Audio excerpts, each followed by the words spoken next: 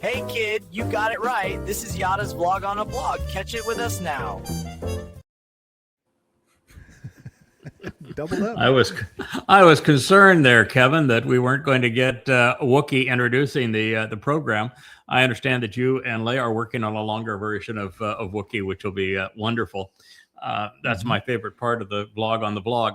What a vlog on the blog is, for those who may be joining us for the first time, is that blogging became, one of the obsessions of communication. It is the basis of X and of Facebook. Facebook is a social media blog where you have a picture of things and you write about them, or you have a short video clip and you write a few words about it, and that's really all X is, except S is a little bit more of a cesspool of anti-Semitic and other kind of rude, racist, political, religious taunts as part of their blogging.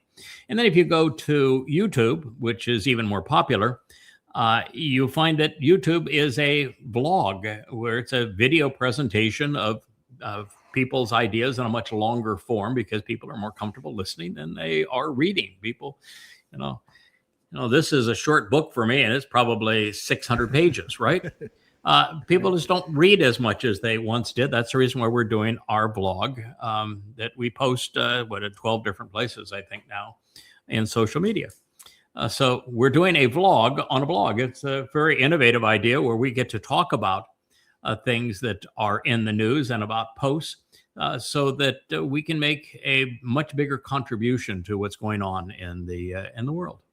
So what do you have up there first there, Kevin?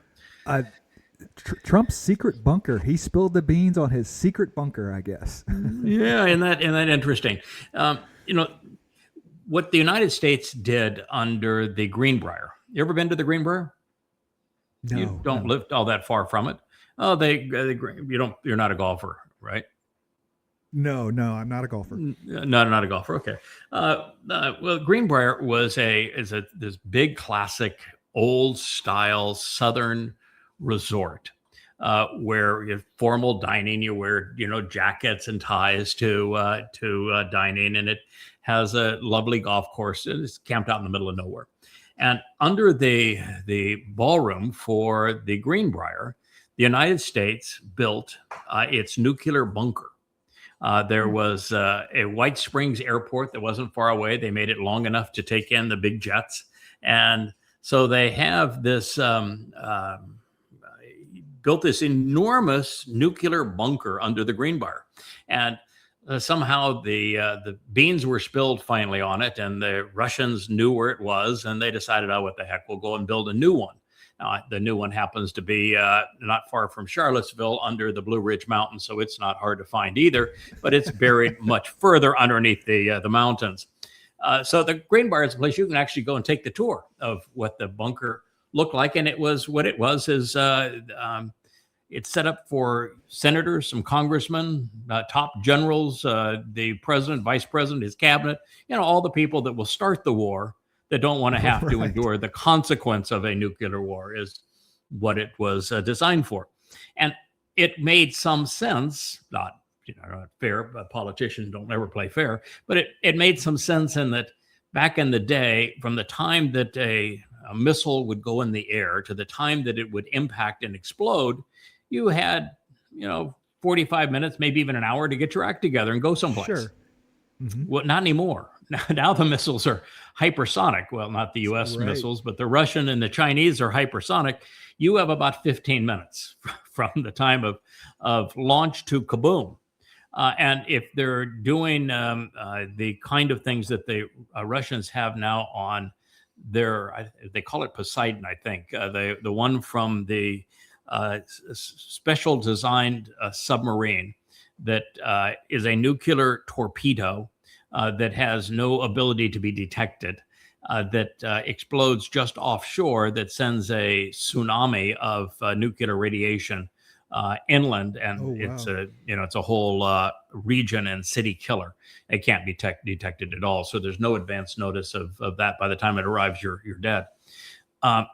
So the president, who is going to start a nuclear war, doesn't want.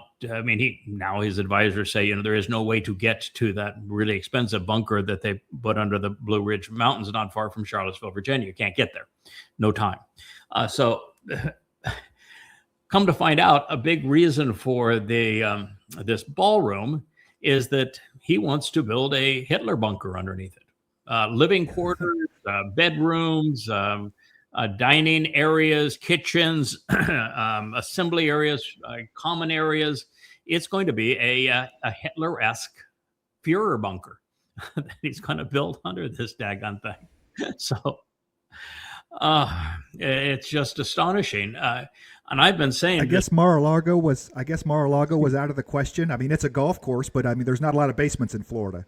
So actually, Mar-a-Lago is not a golf course. But it's a private club, but it doesn't have a golf course associated with it. Be pretty expensive land there on Palm West, but or Palm Beach. But no, it's he's doing it right there in Washington. He's got his own little Führer bunker that he's going to build. And so the man that's going to start World War III is the man who is going, well, if he can get his contractors together. So far, all he's done is unsupervised, unregulated, unapproved demolition. He hasn't gotten his plans approved to build it. And he found out, well, he actually had to have those plans approved. And the first architect has left saying, I won't be part of this because what you're asking me to design is so much larger than the White House, it'll make the White House look stupid architecturally. So, well, at least he has a reason, maybe not a good reason, but a reason, right? Well, there's no good reason. I don't want my name on it. There's no good reasons with the dumpster. All right, what do we have second there? Let's see. Common denominator. Yeah. Yes. Yeah. So we have some people that are finally doing what I have done for the last 20 years, dealing with what I call common denominators. If you want to think logically, if you want to go from knowing to understanding, you always have to look for the common denominator in things. And the common denominator in terrorism, also in genocide and apartheid and colonialization today, mass murder, is Islam. And so what he is saying is, well, the common denominator among all of these horrendous attacks are Muslims. So maybe the problem is Muslims. What do you think? Maybe. Oh, yeah. Islam is definitely the common denominator. The only people that even remotely in recent history gave them a bit to move the meter was the Irish. The IRA, they were the only ones that ever did a little bit of terrorism, but that was specifically political. But Islam it takes the cake. Anytime something happens, a mass shooting, it's just like, yeah, you're just waiting for them. Are they Muslim? Yeah, they are. Yes, religion they're Muslim. Surprise. Yeah. If you're dealing with terrorism, it's clearly Muslims have a monopoly on it, and it doesn't mean that all Muslims are terrorists, but all the good ones are. The Quran makes it very clear that you can't be a good Muslim if you're not a terrorist. So you can be a bad Muslim and not be a terrorist. The guy that tackled the good Muslim who was killing Jews in Sydney on Bondi Beach, he was a bad Muslim, which made him a good person. And the guy that had killed the 15 people and wounded 50 others, he was a good Muslim, and therefore he was a bad person. So it's. We don't know what percentage of Muslims are good Muslims, but all of the good Muslims are terrorists, and that is the common denominator that we're dealing with here. I actually say that the only one that could rival Muslims on the mass murder side would be Marxists. And we do have a lot of Marxists and Muslims working together to be exceedingly vile and vicious today. A lot of MAGAs also starting to be quite vicious as well. Really tough to be a Jew today. I feel sorry for the Jewish people. For sure. Yeah, I found it interesting. I mean, and we're specifically talking about Islam and Muslims here, not Arabs, not Persians, because these guys from Bondi Beach, they had just come back from the Philippines. The Philippines and the Pacific Isles over there has become quite the hotbed for Islam, for really nasty, like African style Islam, were hacking people apart and things. So they had just come back from the Philippines, and I found that interesting that they weren't in Qatar or wherever. The plan for 9/11, which I would consider to be fairly vicious, wouldn't you? Flying airplanes into 3 buildings, I'd call that fairly vicious. The plan for 9/11 was written in the Philippines. Ramzi Youssef was in the Philippines. We found the plan on a computer that Ramzi Youssef had written. Ramzi Youssef was the blind cleric later, I think, that also came up with I guess he wasn't the blind cleric, but Ramzi Youssef came up with the plan for the first bombing of the World Trade Center. And then he was the one that wrote the plan for the second bombing. So he also came from the Philippines. Timothy McVeigh of Oklahoma bombing fame. He went to the Philippines just before he did his bomb there. That's why Sandy Burglar, remember, went in and stole the files from the National Archives of the evidence of what had happened there.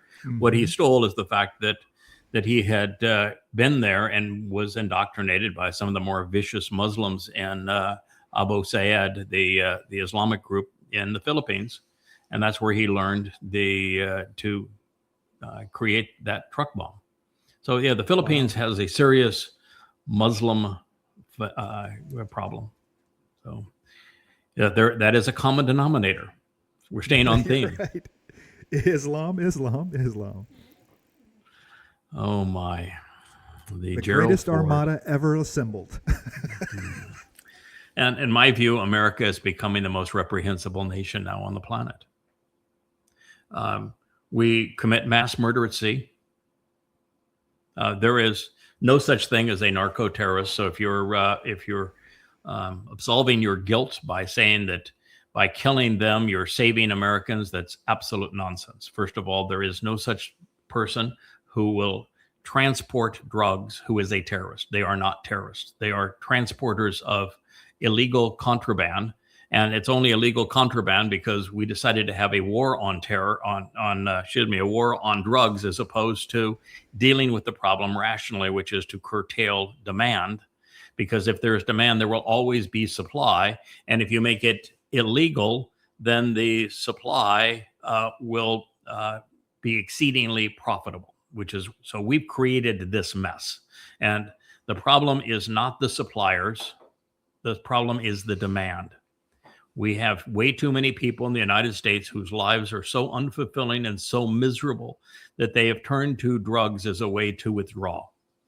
And so our problem is we have serious societal issues in the United States that have caused the use of drugs to be epidemic. I think it's 25%, 1/4 of Americans that uses illegal drugs. And if you consider also the mind-altering drugs that are being prescribed, then and you include the abuse of alcohol, you get into the 65 to 70% range of Americans who abuse drugs. So our problem is us. It's not them. The people who supply these kind of materials are never terrorists. Terrorism is a tactic, and these people have no interest in terrorism at all. So we have no justification under any circumstances for blowing up those boats in open waters. It was all just a pretext for repositioning the Navy to do what it's doing now, which is going after oil. And so it makes us completely reprehensible. Trump also announced that, I think it was yesterday, that fentanyl was a weapon of mass destruction. No. Fentanyl happens to be a very effective drug that has been used by doctors and hospitals for decades. It is exceedingly effective, better than heroin. And heroin also happens to be a very effective drug, like morphine. But morphine, heroin, and fentanyl are all used in pain management. If you've ever had a loved one that has to go through hospice and they're trying to manage the pain for them to pass as comfortably as possible, you know that they are prescribed fentanyl. And so there's nothing wrong with the drug when used as it should be used. And it is not a weapon. It is a drug. And no one is forced to take this drug. A weapon is something that is deployed by typically by a military against another military, or in worst case, against civilians. There's no weaponizing of fentanyl. It's to call it a weapon of mass destruction is to say, I am really insane and I'm grasping at straws, trying to come up with a cause to justify war, because it is not a weapon of mass destruction by any stretch of the imagination. It's totally insane. It's a drug, and it's a drug that has a very useful purpose, and it found a market with people who had useless lives. Now, deploying the U.S. Navy here to rob Venezuela of their oil, that's reprehensible. So we got mass murder and we have thievery. These are not piracy, good things. Absolute piracy. Oh, we even stole a tanker. Piracy, thievery, mass murder. And now this is going to be an act of starvation. Because the CIA has been abusing Venezuela for decades now, we've already starved probably 1 million people to death. And what do you think is going to happen here? And when is the last time we tried a blockade around a country? How close did we come to World War III? Within a heartbeat, right? The Cuban Missile Crisis. Cuba? Yeah, right. And then we had a president that had brains. We don't now. And okay, so you're blockading Venezuela. Who is the primary business partner of Venezuela today? Yeah, Russia and Iran. Both of them are huge. No. Actually, China. China's number one. Iran does business with them, but Iran is a producer of oil. So is Venezuela. So there isn't a lot of business that those two can actually do. Same thing is true with Russia. Russia has been used as a supply of weapons. So Russia has now transferred ballistic missiles into Venezuela, just as America has weaponized Ukraine. Well, Russia said, okay, well, if you want to play that game, we'll play the same game. And so they've weaponized Venezuela. And they only did it because of the United States threatening Venezuela and because the United States is threatening Russia through the Ukraine. But China is the one that has the greatest investment now in Venezuela. And so all China has to say, if you're going to blockade our economic partner, then we will just blockade the United States. And they don't have to blockade the United States with ships. They have to say, rare earths, no more. Computers, no. Chips, nope. Your technology won't run. You've got no market for much of your farmed goods, and you now have no source of the very materials that the few industries that you have and your military complex run on. You're done. We don't need to sell you anything, and we will not sell you anything. You're done. And so that's all China has to say, and we lose. Yeah, they're pushing for that. He was completely the confabulator in chief, as you say, was going from drug boats bad, and then we stole the tanker, and then the other day, like you said, he comes out with, it's about oil.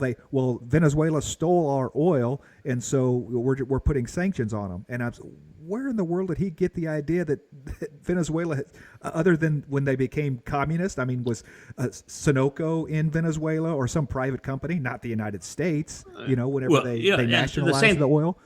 And if countries nationalizing business investments, like you look at Saudi Arabia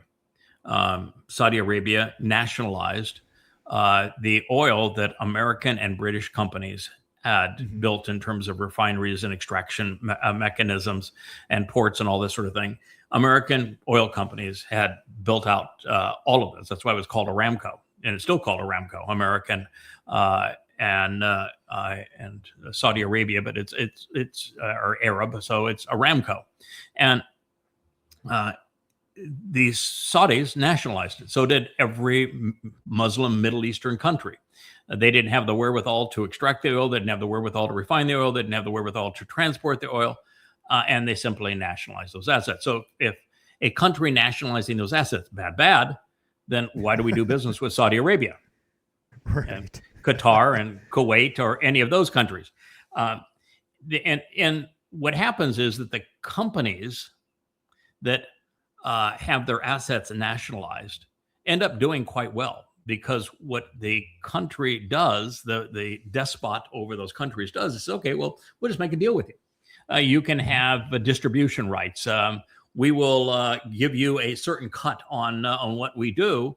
And so, because what they need is they need those same companies to be in there to run their facilities and to maintain those facilities. So they can't completely cut them out. They replace the enormous amounts of profit. So they raise the amounts that are charged for the oil. And so it becomes in everybody's worst interest. And the despots, the kings and dictators over those countries take a massive cut. They technically own it personally. But the oil companies continue to make a profit on the distribution. The same thing was true with Venezuela. American companies weren't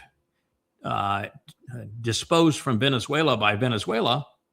It was the United States that precluded these companies from doing business within Venezuela. So we're the ones that threw our own companies out. It wasn't the other way around. So nothing was stolen from the United States. It's all a confabulation, a complete and utter lie by the Donald Dumpster. That's who he is. This island is a good example, because 20 years ago, the plant here, the petroleum plant, was a 50-50 joint venture with the U.S. and in Venezuela when we were friendly with Venezuela. When Venezuela nationalized everything, they pulled all their margins out of this plant and deferred maintenance. And eventually what happened?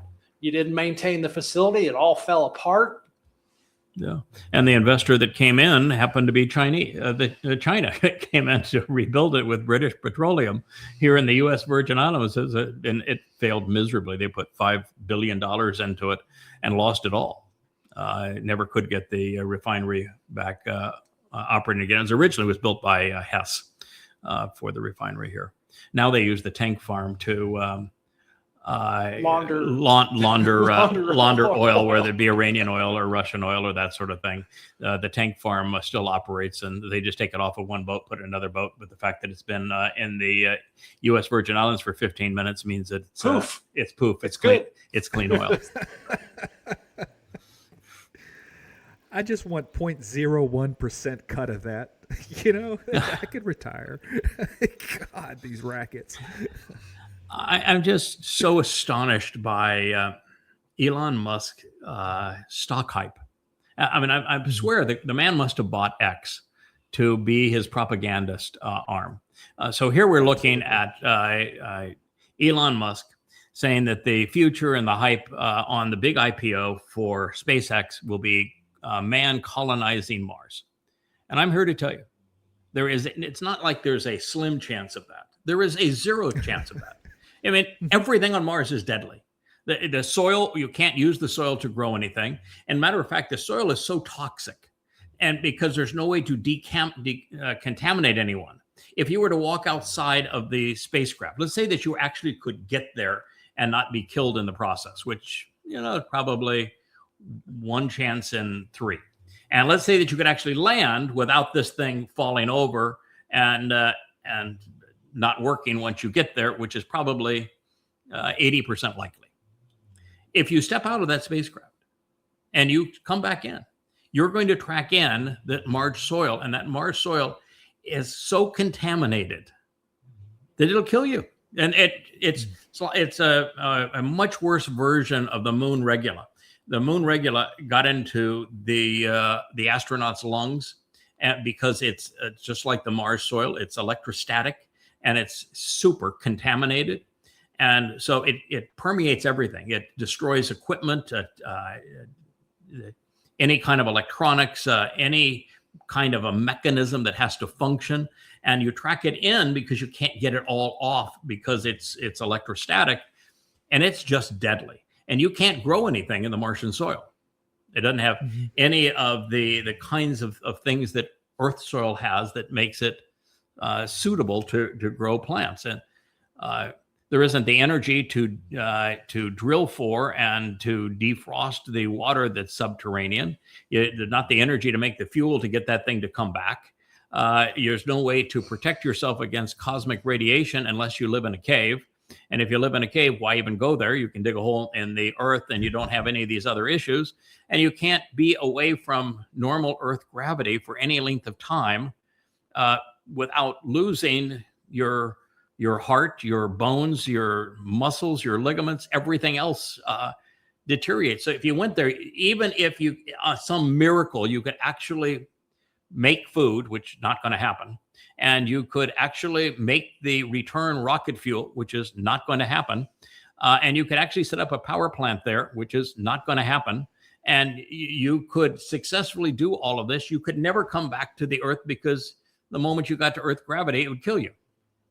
So this is utter foolishness. And he's talking about millions of people there, and no one is ever going to live on Mars.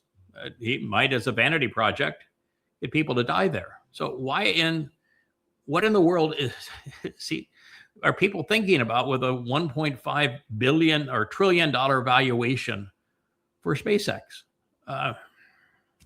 And Tesla stock just took a huge spike. He can't sell Tesla. The margins are absolutely terrible. And so it spiked because he deployed in Texas, I guess, some robocabs. But his robocab is horrible. I mean, it's got the front right seat. I don't even know if there's a back seat. I assume there is, but there's no back door, so it's not even easy to get into. And the front seat has the steering wheel, so it's kind of weird to be sitting there. So it's completely impractical as a car design. And he's 3 years late to all of this. He doesn't have any of the permits for California, which have had robo taxis for quite some time. And the robo taxis in California having a terrible time. They just ran over a guy the other day. They went into a construction zone and a bunch of wet concrete. I mean, they're having serious problems with them. And it's not even his. I don't get it. What the reason is that a company could trade for such a ridiculous multiple of earnings when their earnings are shrinking, their sales are shrinking, and their product, they have $800 million of inventory of their number one product they can't give away, Cybertruck. And they've got nowhere to go with SpaceX. It appears right now that Amazon's Bezos, Blue Horizon, Blue Origin is going to beat them to the moon, and the moon base is never going to work. There are too many issues that make it impossible for humans to live on the moon. So we're not going to. You can't go there and live and build a space colony, and you can't go to Mars and live. So SpaceX has got nowhere to go, and Tesla is in serious decline as an automaker. So I don't get it. But anyway, there he is, hyping. Sci-fi hype. People's Sci-fi hopes hype. and dreams. Social media hype. What does the number one thing that boomers complain about is I was promised flying cars, right? That's the number one. The future back in the 50s, it was going to be great, right? We had all the Jetsons, this idea of what the future was going to look like, and where's my flying car? And he promised. So that's he all we're promised doing here is hype. He promised a flying car, but before the end of this year. Elon did. He is obviously wrong.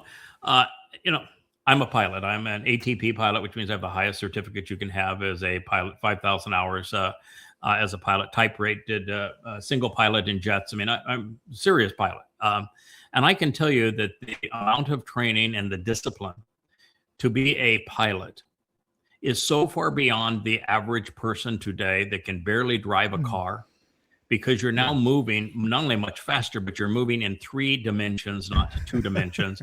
And it is an infinite increase in responsibility. And people have just no clue how to handle that. And I can tell you that 99% of people, particularly young people today, do not have the discipline to be pilots, to be in a flying car. So that isn't going to work. And it's not either. like you can autopilot the flying cars, because we already see Whammo and the stuff running off into construction sites. Oh, so you know, they're not any better.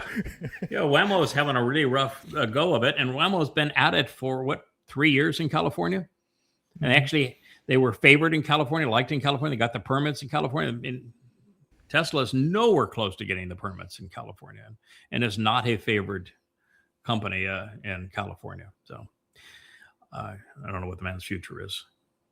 That's so sad.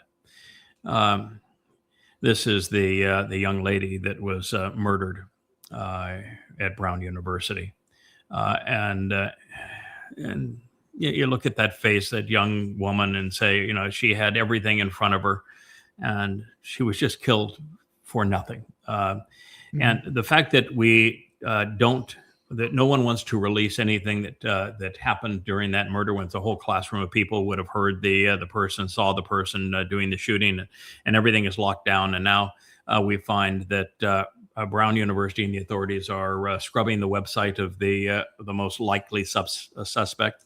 The suspect is a pro-Palestinian. He is I think he came from Lebanon, as a Muslim. He's also a Marxist, and he's an LGBTQXYZ elemental P proponent. And that seems to be the guy, because they're erasing his X account, his Facebook account, all records of him. But that appears to be the guy. So we've got a Marxist Muslim. I think he refers to himself as a they. So a Marxist Muslim they that took this young lady's life. He can't be his LBGQ2 whatever in Lebanon or any Islamic country, but it's okay to do it here and then go shoot up a bunch of people. I mean, just queers for Palestine, baby. Oh, here's another. This man. This one's weird. He's an MIT professor. He's Jewish. He's pro-Israel, and he was murdered in his home. And so, who is targeting Jews, Marxists, and Muslims? So it's likely the same sort of thing, that he is targeted for no other reason than his ethnicity. Anti-Semitism is worse today than it has ever been in world history, and we know the last time it was really bad led to the Holocaust. So this is what the prophets have spoken of, and it's a real shame. I feel sorry for Jews, and looks like there's only one place that's going to be quasi safe for them, and that's going to be Israel, and even that's a big risk. But here's a bright young Jewish man making a contribution in nuclear studies, and was gunned down by an idiot.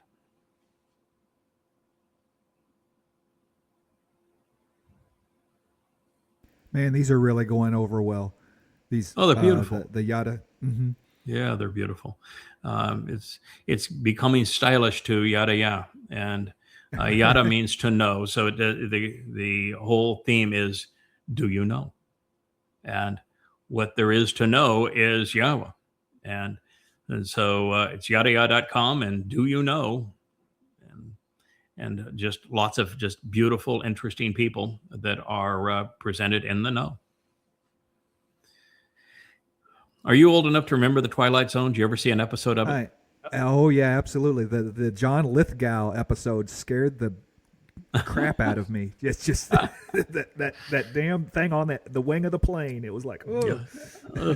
The episodes began with imagine, and with this the hypnotic rings that are like this, and now it's being presented. This is a fairly old graphic, but it appeared in my feed today, and I thought I would share it. But imagine a religion whose followers admit that they want to kill you and who are actively trying to kill you, but they say that you have a phobia if you don't want them to kill you. That's how crazy we are. Yeah, it's Islamophobia to say, I really don't want Muslims to kill me. Mhm. And I don't want to be yet they're- around Muslims. It's Islamophobia. Yeah, no, ridiculous. And of course, the thing that the people who protest and call it Islamophobia have never read the damn Quran. The Quran, in the 8th surah, Allah says that there's only two types of Muslims: those who have already died killing for him, and those who will die killing for him. So to be a Muslim, according to Allah in the Quran, you have to be either dead or going to be dead because you're a murderer. Now, if that's the kind of religion that you think we shouldn't be concerned about, then you're an idiot. You have no morality. You have no judgment. You're just a complete nincompoop. So the whole thing of Islamophobia is just utterly ignorant. The Quran is a death cult. That one point alone is enough to destroy Islam and throw out all the other nonsense that's in it. That one point alone is but there is enough to isn't destroy it. there isn't anything redeeming in the Quran. And I have written the most comprehensive books ever on the Quran. 5 volumes of this is goddamn religion. They take every word of every verse of the Quran. I have 5 translations of the Quran, and I set the Quran in the context of Muhammad's hideous life so that it can be understood. It's the absolute best way to understand and to expose and condemn Islam ever written. It proves that Allah was sadistic. He spends all of his time in hell in the Quran torturing people. Muhammad was a pedophile. He was incestuous. He was a rapist. He was a ruthless terrorist. He was a mass murderer. He was a womanizer. He was a thief. You just couldn't have a worse person than Muhammad. He never got a single prophecy right, so he was not a prophet. So you got a non-prophet and an ungod, and the surahs of the Quran that were the last to be revealed, those in Yathrib, which became Medina after they had perpetrated genocide against all the Jews. There were some 30,000 Jews in Yathrib when Muhammad arrived, and when he died, there were none. He had sold the children into slavery. He had raped the women, and he had murdered all the men and boys. And so this is a repulsive religion. And in the first 100 years of Islam, Muslims killed 200 million people, a third of the world's population at the time. Wow.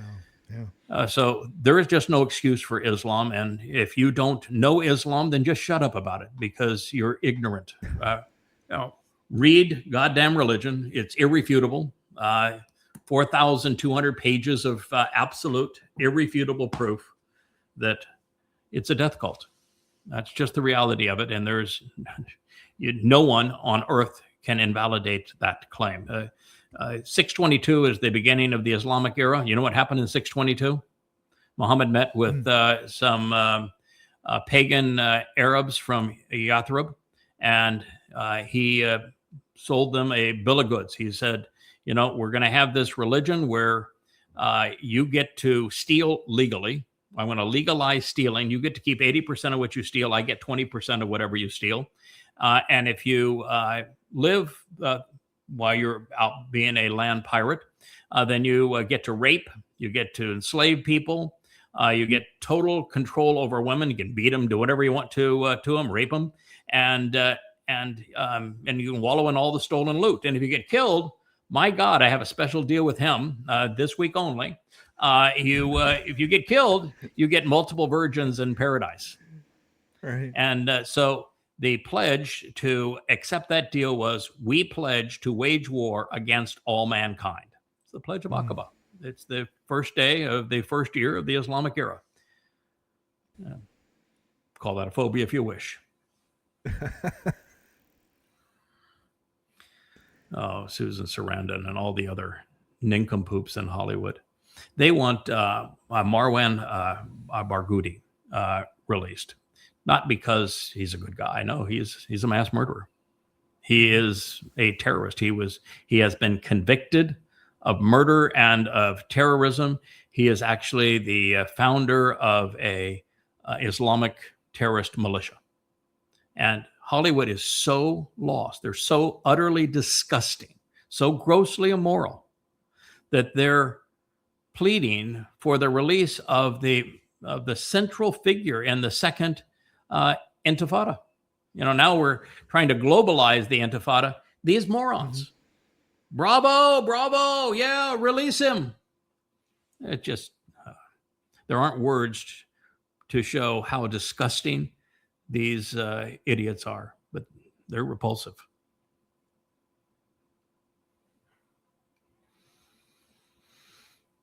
This was a video that wrongly claimed that the Emir of Qatar was the man who cut off Danny Pearl's head. That's not true. There were two people, both confessed to it, and probably neither one was involved. Muslims like to confess because it makes them martyrs, and gives them added bonus points in terms of the number of virgins they get with Allah and the brothel. Not that you wouldn't have to be a complete idiot to believe that by committing murder that you're going to be rewarded with virgins in paradise. You'd have to be pretty stupid to buy into that. He is an evil man. He has bribed America's universities like Brown and Columbia and MIT and so many others, so that they are now anti-Semitic hellholes. He funds international Islamic terror all around the world. He is negotiating for the destruction of Israel and the world domination of Islam. This is among the most evil men in the world. It's the bank of Islamic genocide.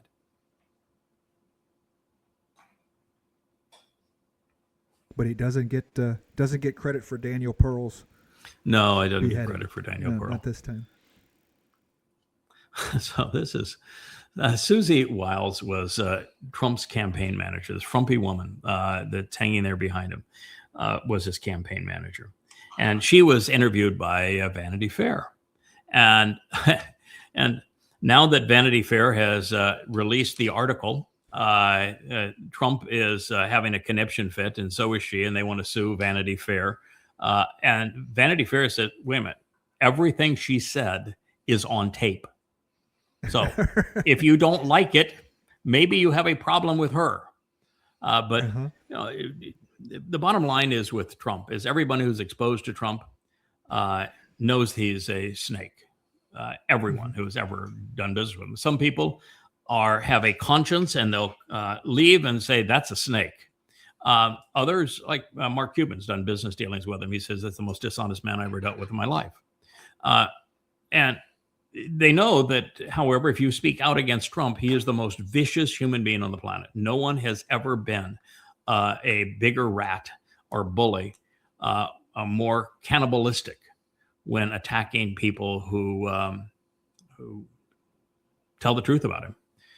So this is going to be an interesting thing to see how it all works out. But yep, Susie is the only non-blonde sex bomb that has held a position there. So yeah, so we'll see what happens with Susie. But yeah, not looking good for her based upon that interview. She said that Trump has the personality type of an alcoholic. Trump doesn't drink, so he's just saying that he's comatose all the time. I mean, she said she has the personality of an alcoholic. And then she said that she thought that the work of Elon Musk and Doge was a disaster, and that the things that she said, I couldn't believe that the cuts they're making. And clearly, Doge was an unmitigated disaster. I mean, how a guy that built Tesla and SpaceX managed to screw that up to the extent that he did is flabbergasting. But she said, yeah, the cuts and the whole Doge thing was a disaster. So yeah, his standard go-to is sick the attorney general on him, sue him for libel, and then they have to settle out of court. I mean, it goes away and they settle. I mean, he'll make cash off this. That's his standard go-to. Well, it doesn't matter what the truth is. Well, not necessarily. He's successfully sued two media companies. Both require FCC licenses. And both were involved in deals that the FCC could say yeep or hoop. And so he was in a blackmail position. And so he did not win in a court of law. He blackmailed them and said, you agree, you pay me the money, and I'll greenlight what you want to have done. And if you do not, then I will have the FCC give you the thumbs down. And so that's how he prevailed with those two companies. He cannot do that with Vanity Fair unless Vanity Fair is owned by something that needs an FCC license. And he can't do it with the BBC because he has no clout over them. Yeah. See, that's the reason the vlog on the blog is better than a blog, because you would never get into all of this kind of stuff if you were strictly limited to your 10-word limit on a blog. So pretty sad. This is something that has been known for a while, and occasionally it pops back up, and I just want to keep people aware of it. You know, there is a group of people out there that want to say, it's unfair to criticize Islam because just, you know, look at what Ahmad al-Ahmad did. You know, he was a Muslim and he saved Jewish lives by wrestling the gunman to the ground. I don't want to mention the fact that the gunmen were both Muslims, and it was the Muslims that were killing a bunch of Jews, just that this one guy intervened. Well, he was a really bad Muslim, so he did intervene, and, you know, good for him. You know, okay. But okay, I'll raise you then the doctor in this Gazan hospital that took Noah Marciano, and he videotaped him injecting her blood veins with air, agonizing, horrible death. Way to die. She screamed for mercy. He videoed the whole thing, and he sent the videotape to her father. So you want to say, oh, there was a good Muslim, so you can't criticize Islam. Okay, I'll raise you this guy. I guess there's just no, remind you the fact that your bad Muslim who was a good person tackled to a Muslim who was murdering people indiscriminately, so you lose. God, yeah, what's wrong with no me? Hippocratic oath in the Gazan physician code? I guess they don't take the Hippocratic oath. That's I don't think so. Well, they take the hypocrite oath. They're good at that. So a little slightly different pronunciation. The hypocrite oath. Yeah, the emphasis on the wrong syllable. On the wrong syllable.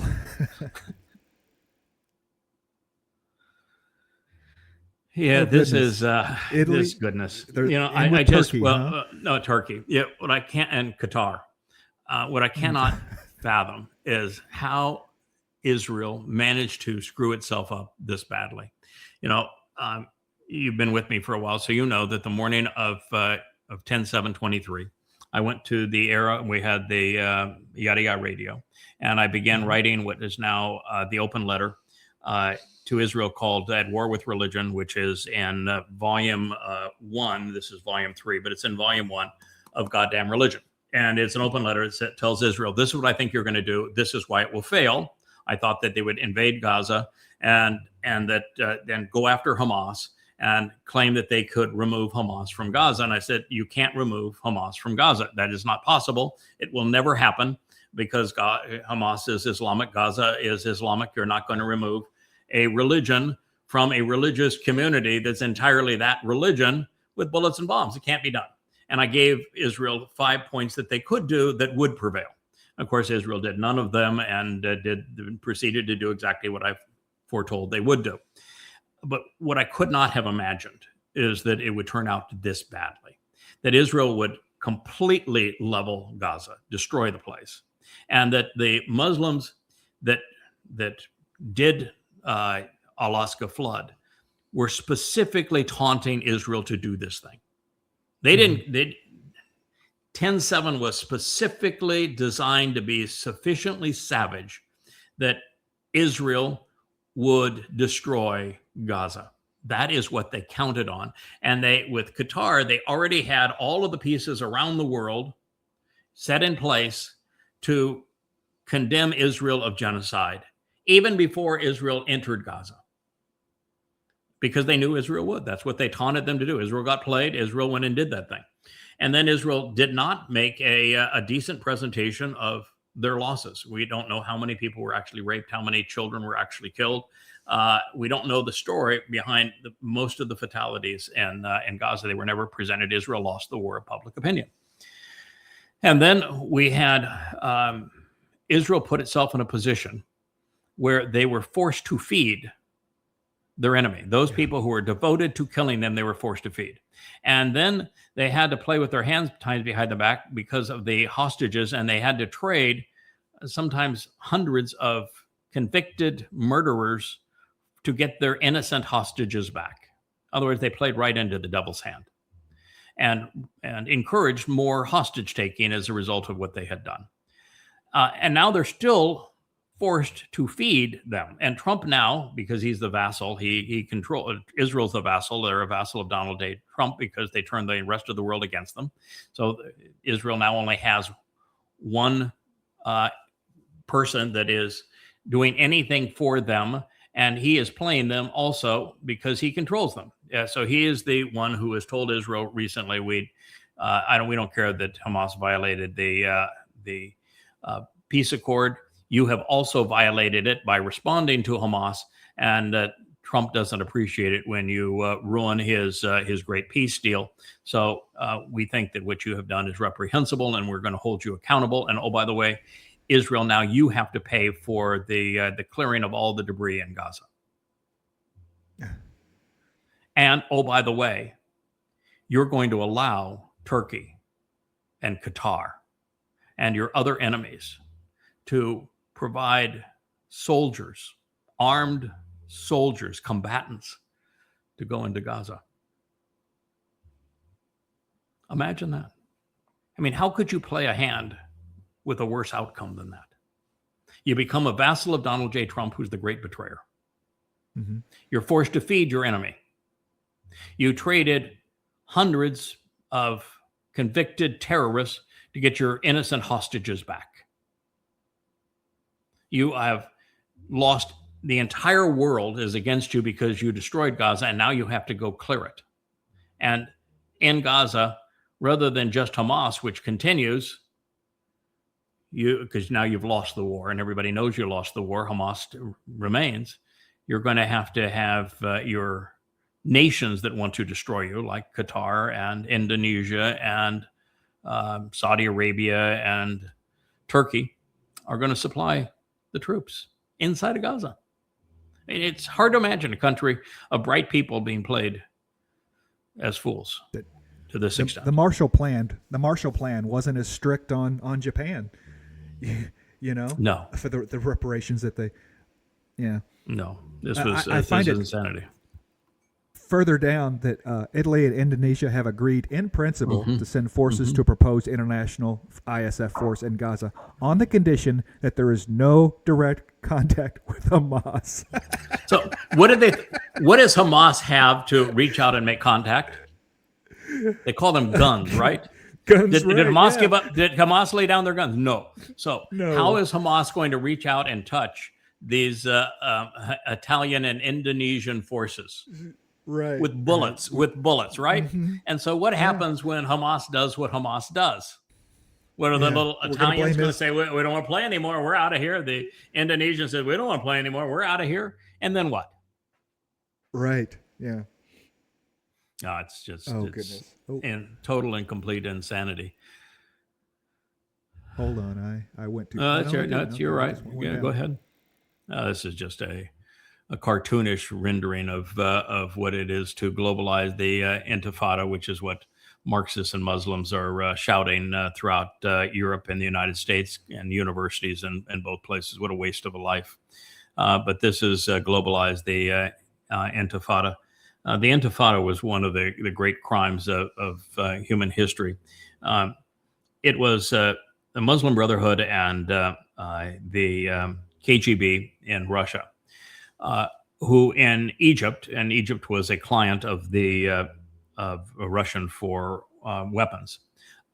They wanted to come up with a way of destroying Israel. And they had lost, of course, the War of Independence in 1948. And so the next war was the Six-Day War, 1966, Six-Day War, 67. And they lost that war overwhelmingly. And so they came to realize they're not going to beat Israel, even though they outnumber them 100-1. And they were using Russian weapons, and Israel had virtually nothing in terms of weaponry. And the United States was opposed to Israel at the time. We didn't help them in either one of these wars. We were actually working on the other side because we wanted to sell weapons to the oil-rich countries, and so they couldn't overturn Israel by weapons, and they had this problem. And the problem was that the Muslims in Israel were the wealthiest, healthiest, best educated, freest, and most productive Muslims in the world. And so that was really embarrassing. So what they did is Yasser Arafat and company came up through the PLO, came up with the idea that rather than going into your employer, the people who are educating you, providing for your medical care, taking care of your family, providing housing and the like, and working, because Jews were willing to hire them, and they made a wonderful living there, and educate them and keep them healthy and all that sort of thing. And so they said, no, don't do that anymore. Kill them. And we will pay for slay. We're getting all of this money from other countries. We will pay for slay. The international community will pay you to kill Jews. And that was the Intifada.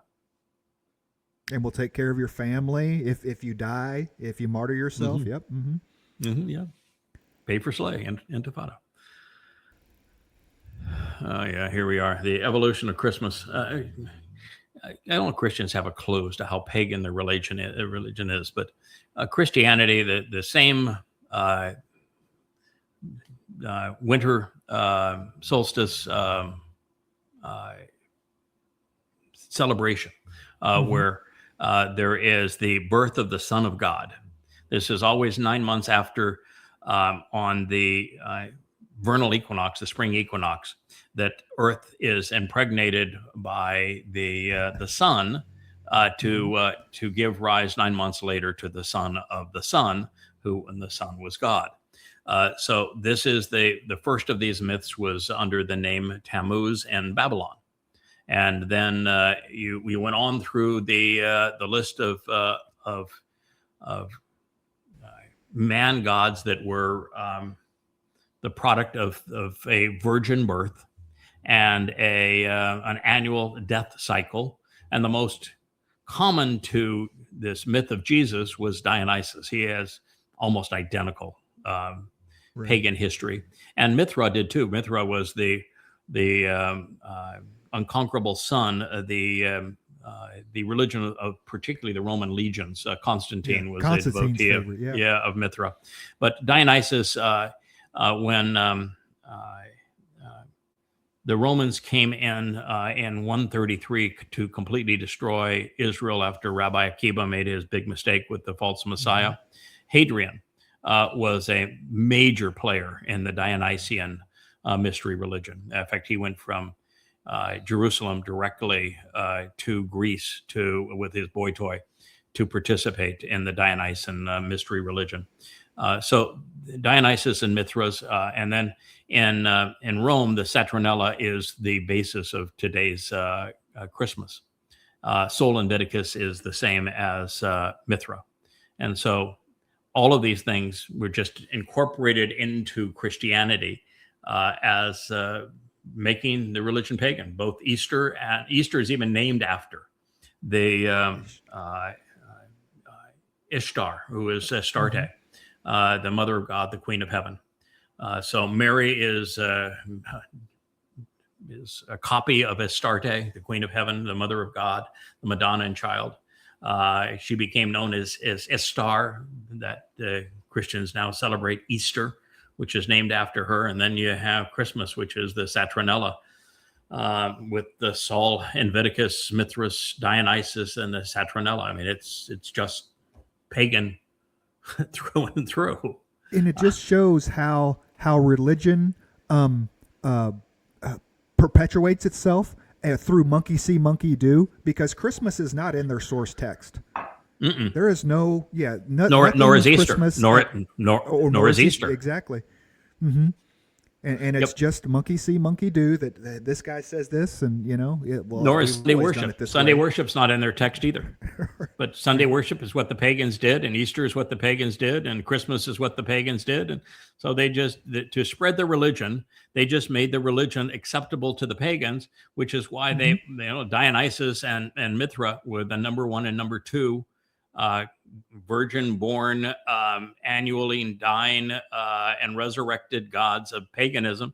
They just said, we'll just incorporate all of that into our religious synchronism, and it'll be a much easier religion to perpetrate on the masses. They'll be easier to control if we give them what they're accustomed to, including a virgin birth with a Mary, Queen of Heaven, Mother of God. It's all pagan rubbish. No validity to it whatsoever. It doesn't get any better with Martin Luther. Hey, we can't read the Latin. We want it in our own language, right? And so we can read the text. And yet here we still are on Sunday with the Christmas. It's like, God. Yeah, Martin Luther was just a ridiculous, disgusting anti-Semite. I mean, he knew that what his basic issue was that the Roman Catholic Church was making a profit by selling indulgences. If you wanted to go off and rape somebody, or you wanted to commit murder, you could do so, so long as you paid the Roman Catholic Church for the indulgence. And so they were selling them and making a lot of money selling indulgences. He got pissed off at that and said, that's a really bad idea. But he didn't have any problem killing Jews because he was one of the most repulsive anti-Semites in the world. So that was not a very promising thing. It's a pretty frightening little video here. It's got three kids. One calls Beelzebub, and one is Lucifer. And so the person who put the thing together doesn't know what he's talking about. But nonetheless, the thing that I wanted to say is that while Christian countries have banned this little video here, which is why I'm interested in showing it. And while I'm acknowledging that they don't know what they're talking about, and Satan doesn't look this way, Satan is actually the god of religion. So if you want to know what Satan is like, you will find him as your dead god on a stick, and as the baby and mommy's arms, representing all the pagan nature of Christianity. He is the Hashem of Judaism. He is the Allah of Islam. That's who Satan is. And if you want to know his nature, read Isaiah 17, or, go into this series of books. It's in the Observation series that does the most comprehensive presentation of Isaiah 17, where Satan's very clear. He doesn't want to be known as the adversary. Satan means the adversary. He doesn't want to be known as the adversary. He wants to be worshipped as if he were God. And so he became the god of these religions. Boo-hoo. Boo-hoo. Oh, yeah.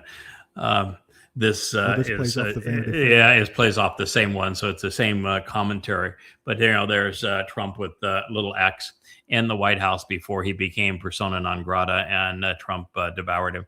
Of course, Elon, who was right and said that Trump is named in the Epstein files. He's the one that brought attention back to the Epstein files by writing that post right after Trump unceremoniously dumped him. Trump was just mean to him after Elon got him elected. And Elon got him elected. He spent $300 million in the swing states at the last minute. If it wasn't for Elon Musk, Trump would be in jail today and be bankrupt. So if he was a normal human being, you would owe that man a lot. But they were really terrible together.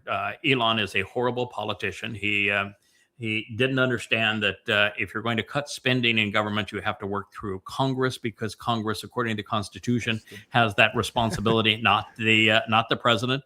And he decided that he could play dictator and decide what would be cut. He made all sorts of flamboyant statements with his chainsaw and the like. And every day he had a new release about who's going to jail and who was stealing what and what was happening. And never once was there an indictment. Never once was there a conviction.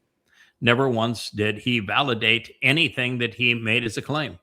and he just was ransacked everything, and the courts overturned everything because the president doesn't have jurisdiction over such things. It's the Congress, and he didn't want to work with Congress. So he made a mess of it, and then he had to go slinking back to Trump because, well, his electric vehicles don't sell without subsidies, and his SpaceX is his largest customer is the U.S. government.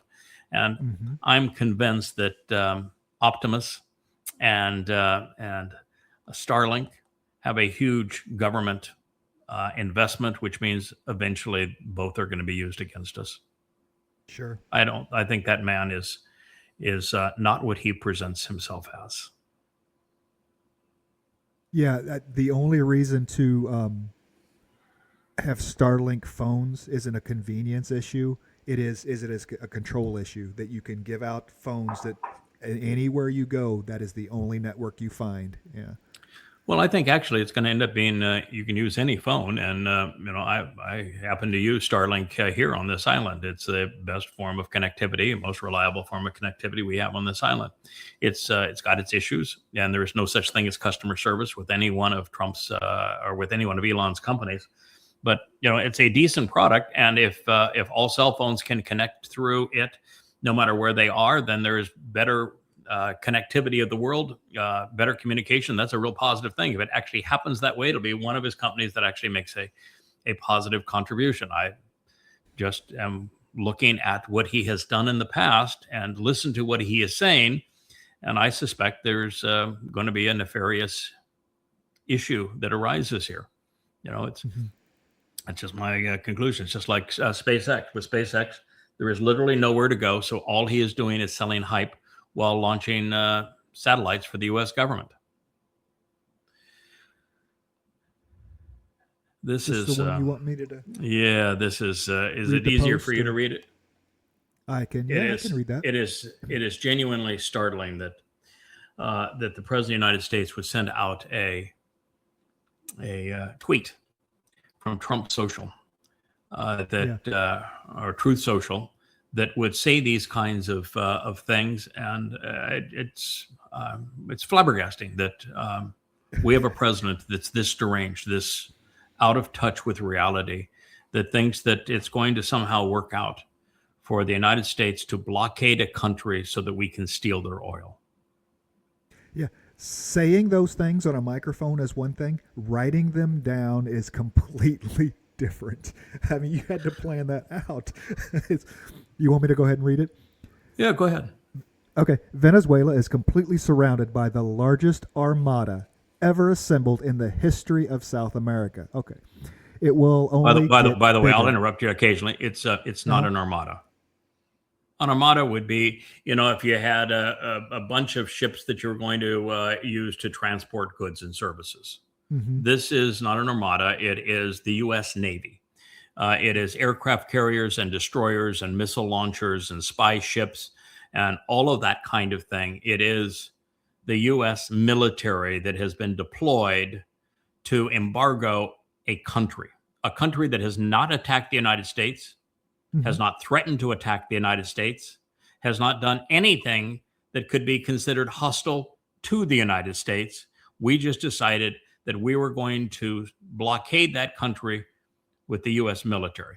When JFK announced that Cuba would be blockaded, while we tried to curtail the Cuban Missile Crisis, which he didn't ever tell you what the real reason was that the Russians were putting missiles in Cuba, is same reason that Russians now have them in Venezuela, is because we put them in Turkey.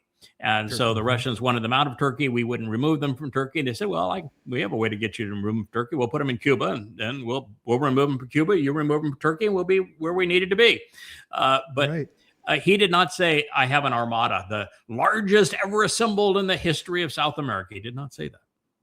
No he such didn't tweet it rhetoric either. out of JFK. No, he didn't. It will only get bigger, and the shock to them will be like nothing they have ever seen before. Oh, that's his favorite line. I'm going to do it like no one's ever had a bigger one. No one's ever been better. It'll be the worst thing they've ever seen before. The shock. We've been shocking the Venezuelan people now to the point where probably 1 million have starved, and we want to blame it on their communist government. Listen, I don't like communism. I think communism, socialism, all that sort of thing is counterproductive. But nonetheless, we don't get to choose what governments other people have. That's just not in our purview to be able to make those choices. And the fact that they have a communist government would be, in my view, less productive for the people. However, the fact of the matter is the reason that the people there have done poorly is because the United States has been sanctioning them for more than 15 years. Yeah. We're the fault. It's not, yeah. Or not the fault that socialism doesn't work, but the fault that we're not doing Venezuela any favors, for sure. Well, yeah. See, the difference is that when we sanctioned Russia and then stole their sovereign reserves and did these kinds of things, and then put sanctions on the world and then attacked them through Ukraine, and then tried to attack China through tariffs, China and Russia had means to work around us and did.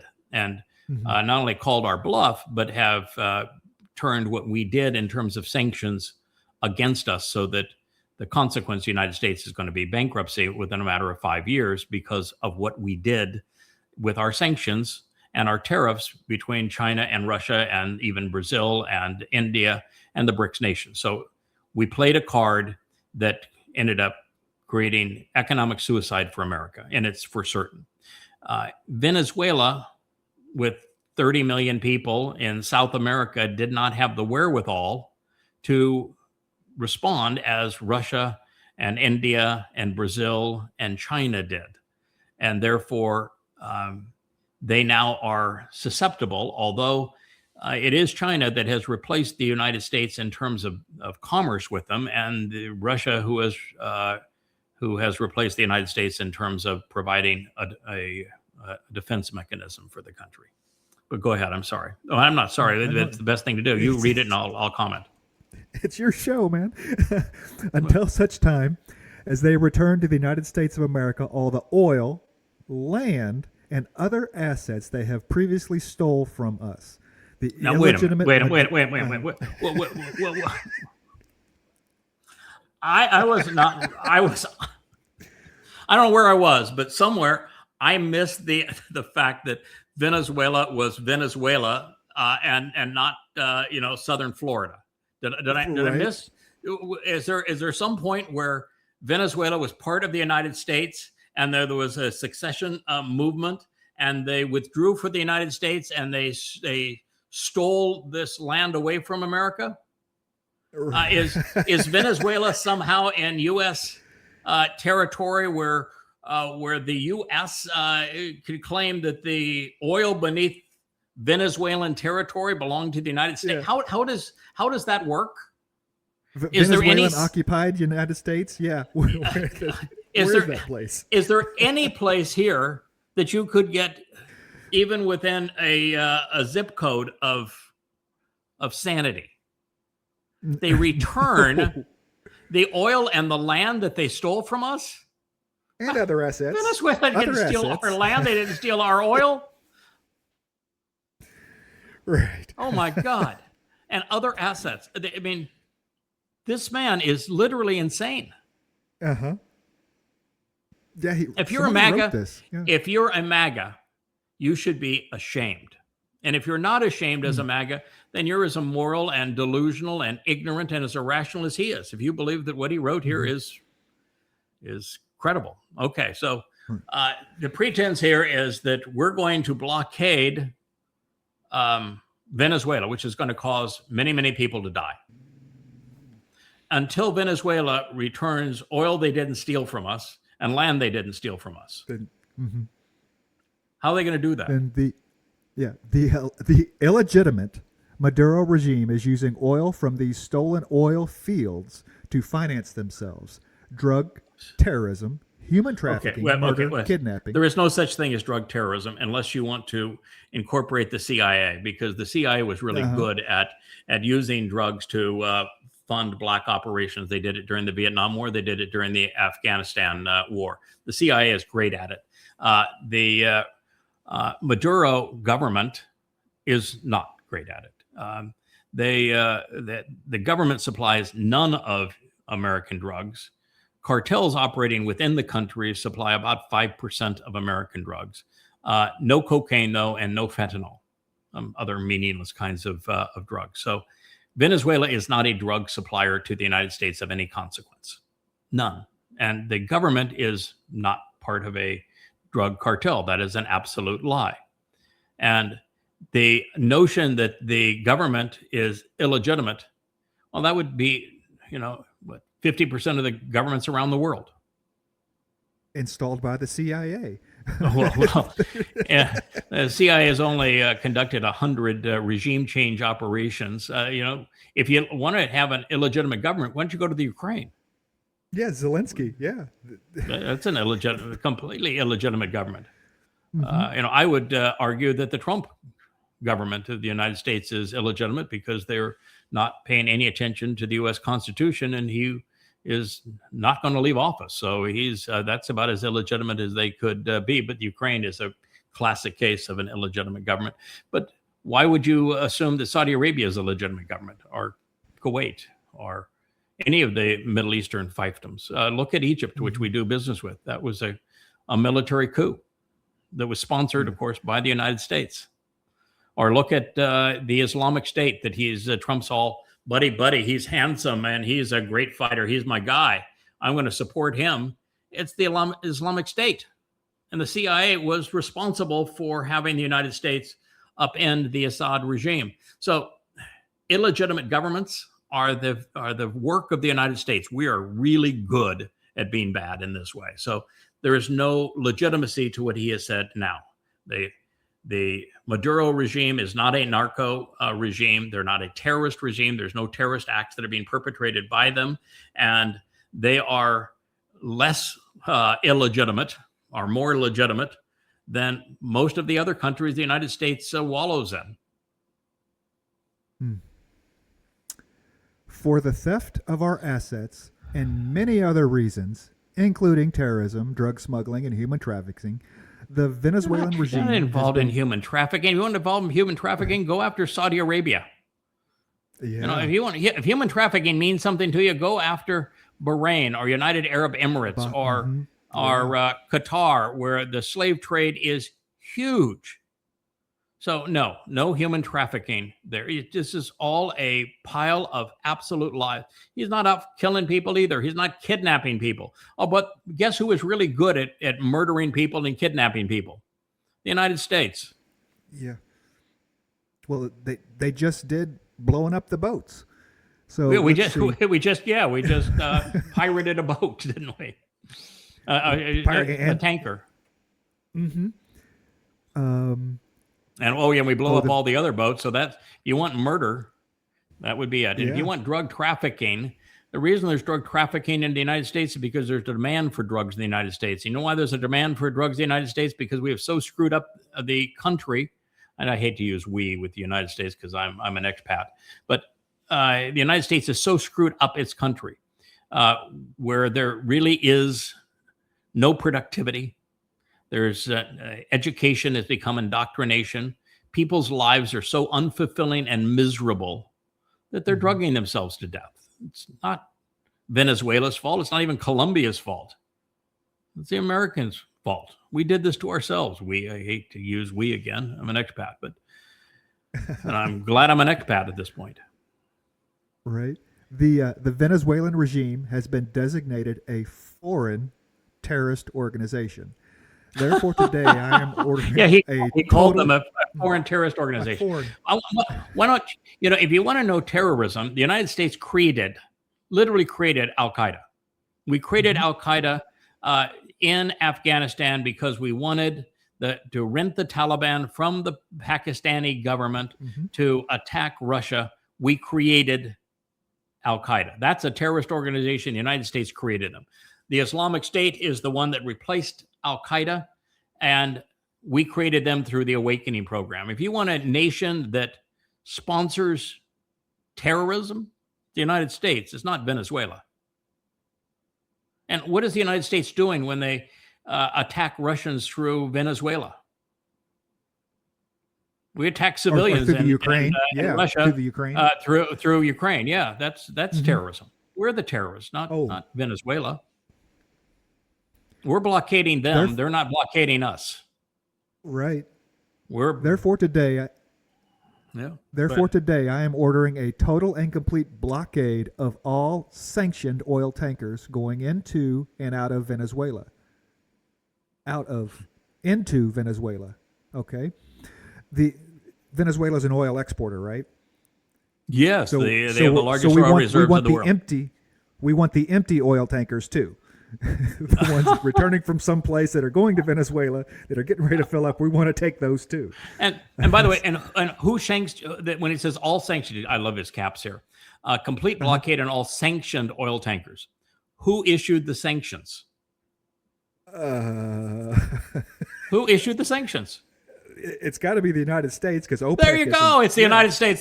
So the United States says, "I sanction you now. Now that I have sanctioned you, I can steal you." It's a shopping list, essentially. Then. They call that circular reasoning when you you say, "I'm only going to blockade and capture the sanctioned oil tankers, but I'm the one who designates what's sanctioned and what's not sanctioned." Right. Going into the illegal aliens and criminals that the Maduro regime has sent into the United States during the weak and inept Biden administration are being returned to Venezuela at a rapid pace. Yes, I'm sure. He just has to blame everything on Biden. I was always laughing at Biden because it was always weekend at Bernie's because it was obvious that he was comatose even during the election campaign. And I pointed out that he had dementia during the election campaign. It was obvious to me, and now it became obvious to everybody 4 years later. But comatose is better than demon possessed. I want to tell you by a long shot. Any day of the week. I just want a government that'll leave me alone. God, I'll take Bernie at the ice cream parlor any day to Trump at the let's kill him. Where are we gonna do more? We're just gonna kill more of them. That's what we're gonna go do. I don't want Congress to work. People say, I want Congress to get to work. I don't want Congress to work. That's the whole point of Congress. Progress is moving forward. Regress is moving backwards. Congress is not to do anything, not to go anywhere. So I'm okay with that when it comes to government. Well, that's pretty slick. Okay. They stay out of my way. Okay, here we America will not allow criminals, terrorists, or other countries to rob, threaten, or harm our nation, and likewise will not allow a hostile regime to take our oil, land, or any other assets. All of which must be returned. What he wrote right there, 100% of that's the inverse of what's true. We are taking theirs. They have never taken ours. When you have a president of the United States that's this deranged, well, I made the claim because I've read the prophets and I know exactly what the prophets have said about Donald Trump, that Donald Trump is demon possessed. And they're really clear. They give a vivid graphic depiction of Donald Trump and his time and what he is doing and the nation that he rules over, even speaking of its drug problem, and describe Donald Trump to a T. And clearly they're right. He is demon possessed. It is your cluster B, isn't that what the cluster B narcissist? He's clearly a narcissist, but he was a narcissist in his first term. It was irritating, but he is a psychopath now in his second term. Yes, and I think he's always been an evil man, extremely evil man, a rapist, and a thief, and accepting bribes and all manner of things. He's always been an evil man, but. I think he became demon possessed after having lost the last election and having so many criminal cases that went against him. And he realized he was very soon going to be in jail. And he made a deal with the devil. And Satan has a type. Trump's Satan's type. And now for the punchline. Thank you for your attention to this matter. Thank you. Thank you, Donald.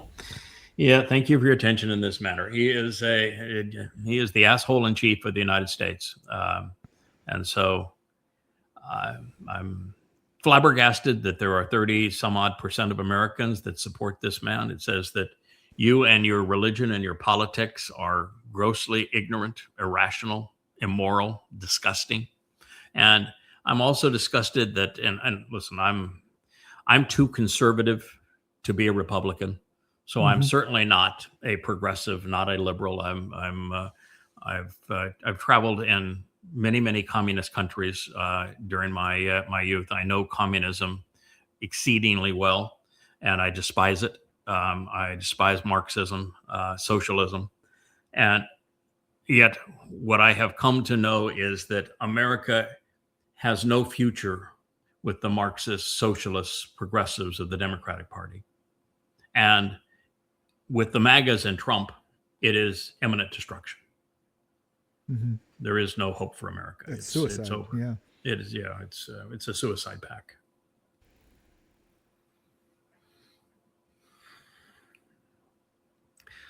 So this is a play off the same thing. Yeah, it's a play off the same thing. But it is what I'm describing here is that Trump is a murderer, that he is a thief, that he is a liar, that he is a warmonger, and that he is an egomaniac. Those are all irrefutable statements. That Donald Trump is demon possessed. I know that to be certain because I am the foremost expert on what the prophets have said about this time.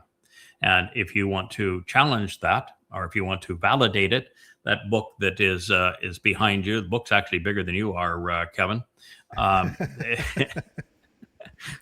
in reality. Well, I've got one right here. There's my version of it. See, when I hold it up, I'm bigger than the book.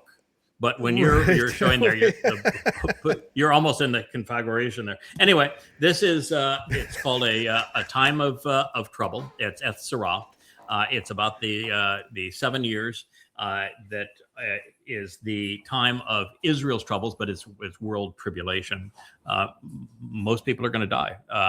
And what I have done in this book, Eth Sarah, which is free at YAHOWAH.com, is I have presented everything the prophets have revealed about the next 7.5 years. So you can know exactly what's going to happen, who's going to do it, who's what. Like I'm very clear in revealing that it's Donald Trump who is the person that Christians have thought to be the Antichrist. He's the great betrayer, and precisely what he's going to do in terms of betraying Israel and affording a fake Palestinian state carved out of Israel's heart. It's going to happen, and it's all laid out right here. So if you want to know what the next 7.5 years are going to bring, you can go to YAHOWAH.com, and you can go to the 9th volume of the YAHOWAH series, and you will find this book, and it will tell you everything you need to know about Donald Trump and about world war. He's going to destroy the United States economically and militarily, and he is going to destroy much of the world. And it would all be for naught if it were not for the events that are going to transpire on Teruah in September of 2033. So Eth Sarah, time of trouble. In my mind, the best part of this book is the Daniel material. I mean, this is Daniel being unsealed for its time in history. And the arguments are all laid out. The translations are all in this book. It is definitely, if you had to start someplace, this would be a good one to start on, just to get in to see what's going to happen. And Kevin, the catalyst to get into this, to describe Donald Trump as the great betrayer, and to align the timing of the Shabuah Teruah harvest, to know the timeline, to know the role that everyone's going to play, including the two witnesses, and when they arrive in Israel, and when the exact date that Trump makes the announcement that he's a god.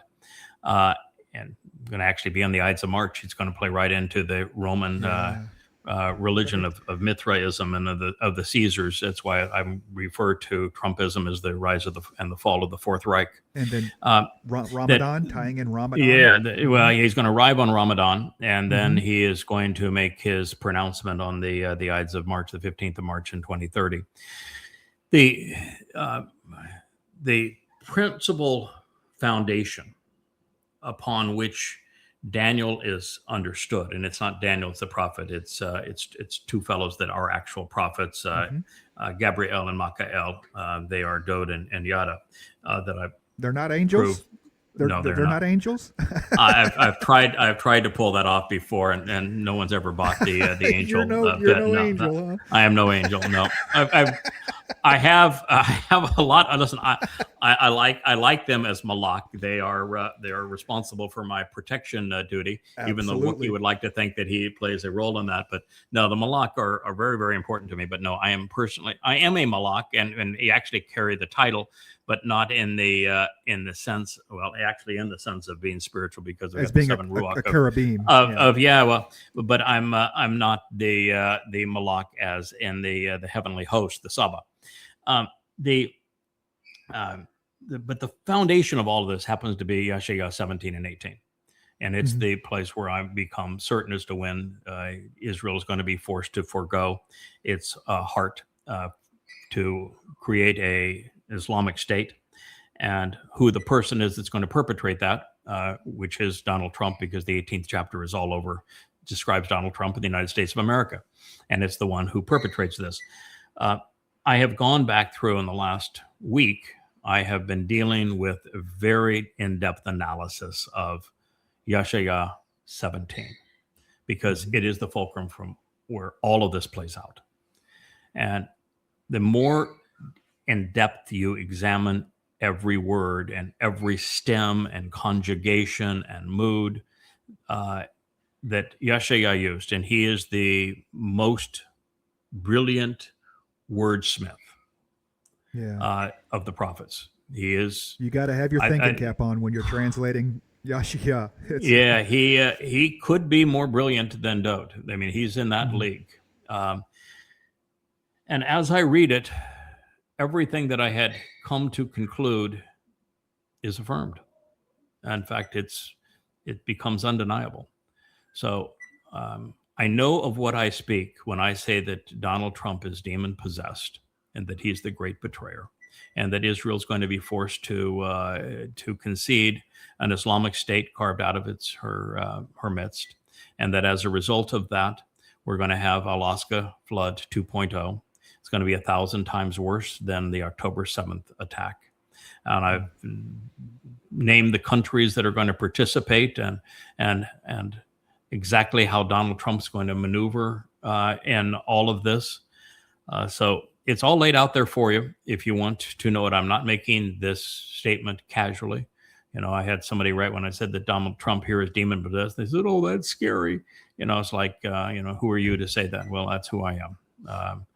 I know more about what the prophets revealed of this time than anyone ever.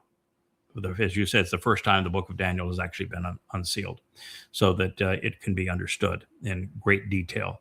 And I've written it all down, done shows on it, and this is where we are. So YAHOWAH et Sarah, Time of Trouble, Volume 9. If you want to go to YAHOWAH.com, you'll find all of the answers that we have been discussing here. Absolute, irrefutable proof for all of them. This next one, Kevin, bothers me because what they want to say is that before Israel was called Palestine, it was the land of Judea. And then they want to say, Chinese are from China, Russians are from Russia, Italians are from Italy, and Jews are from Judea. That is so utterly simplistic and so utterly wrong. It bothers me a great deal. Israel was never called Palestine. After Rabbi Akiba foisted his false messiah Bar Kokhba to compete with the false messiah of Paul and Iesu Christou, and brought the wrath of Rome for the third time on Judea. And at that point, all there was the province of Yehudah. So the Roman province was Yehudah. Yisrael as a nation was obliterated by the Assyrians in 700 BCE. And so the Romans came in under Rabbi Akiba to confront Rabbi Akiba and Bar Kokhba in 133. So we're dealing with 800 years after Israel existed. So there was no Israel. Israel in 1000 BCE was unified under King Daud, the actual Messiah and Son of God, unified Israel, defended them in Israel as a united country, and he acquired both Jerusalem as its capital and the Temple Mount, and built the city of David there. So it was Israel, and it's actually Yisrael. It means individuals who engage and endure with God. It was Yisrael in 1000 BCE under King David. After Solomon's horrible rule, where he incorporated pagan religious themes into his government, shortly after Solomon's death, Israel became a separate country, the northern kingdom, separated from Judea. And then in 700 BCE, the Assyrians hauled away the 10 tribes comprising Israel. And, you have during this period too, the great prophet Eliah having his retribution against the political and religious establishment in Israel, with even against Jezebel and the like, and performed the dress rehearsal for what we're going to witness on Teruah with the sacrifice of the bull in 2033, which is why Eliah is coming back as one of the two witnesses. So it was the province of Yehudah that was all that remained from 700 BCE on. And so Jews are not Jews. They didn't become Jews until the letter J was invented in the 17th century. So they are Yehudah, Yehudem, Yahud. Yahud is actually a compound of Yahweh and Dod, the very Messiah we've been talking about, and the Son of God, the former and returning king. So the truth is, it was Yisrael in 1000 BCE. When Hadrian came in 133 as the third of 3 Roman assaults on Yehudah, a province of Yehudah. There was no J in Latin either, so it was not Judah. It was the province of Yehudah. And essentially destroyed it, hauled Jews away into the diaspora, crucified hundreds of thousands of Jews, and the previous attack under Vespasian and Titus had torn down the second temple. So there wasn't much left, but it was the province of Yehudah, and the people who lived there were Yahudem in the plural, Yahud in the singular. And so if you wanted to make your point, it's Yahudem are from Yehudah. And then you would be correct.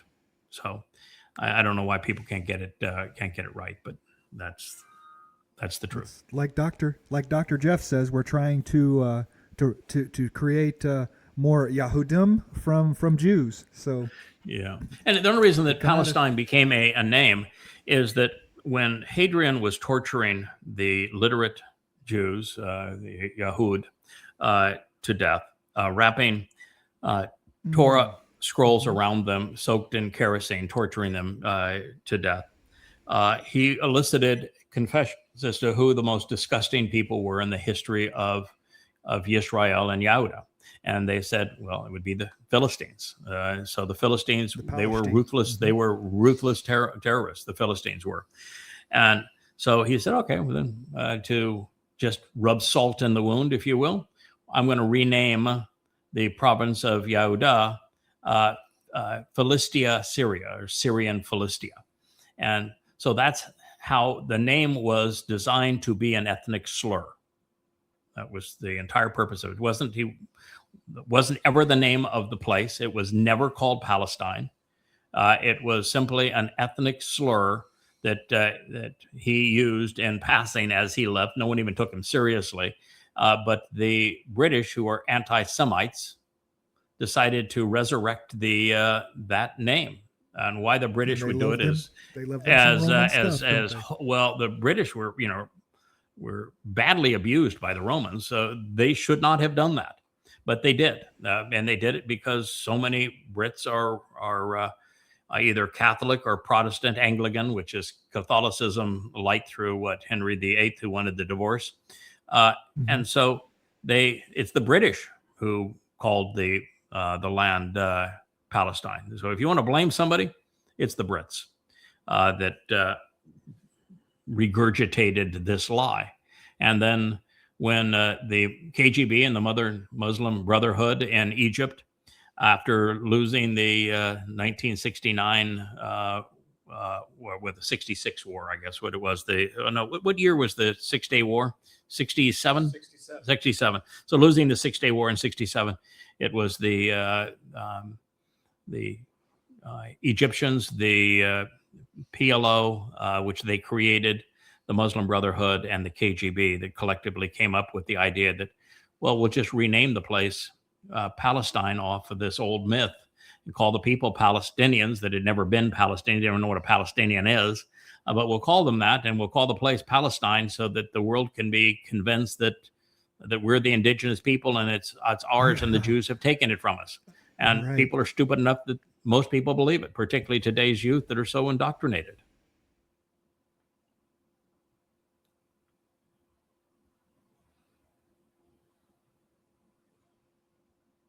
Is this the Bondi? Oh yeah, that's the video there is actually not graphics. I don't know why Facebook covers it up, but what is it's so sad when you watch this, and it's a long video. It plays for, I don't know, 15, 20 minutes. So these two Muslim morons with their rifles sitting there on a bridge continue to fire away with bolt action rifles at Jews, even Jewish children, for better part of 15, 20 minutes. And you can see cop cars zipping by, going back and forth, zipping by. No one bothered to stop. When they finally had some that stopped, it was mostly women, and they hid behind the cars or they put their hands up. They did nothing. Nothing. So all of this time, these guys just in open air on this bridge are firing away without a single cop doing anything. They want to say, well, it's a gun control issue. We got to take guns away.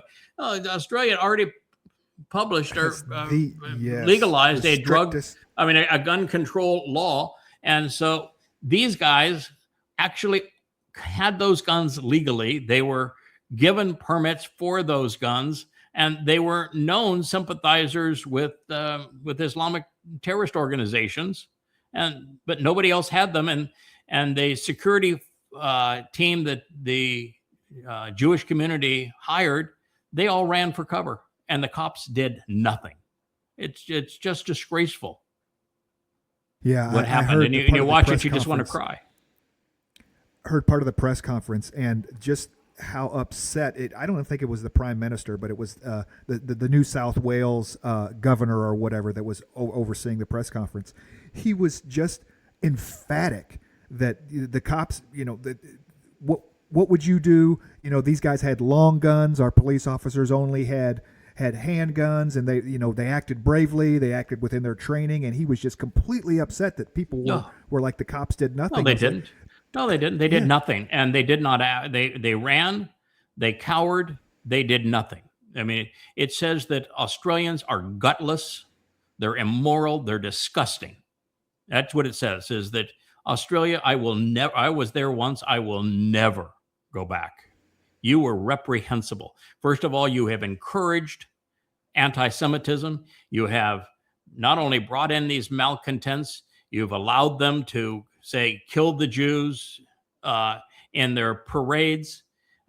You have brought this upon the Jewish community. It was well known what you had done. You were, as Marxist governments, you were supportive of them. You were integrated into them. And then your police completely failed. They were cowards. Let the Jews die. They ran and they hid. Yeah, reprehensible.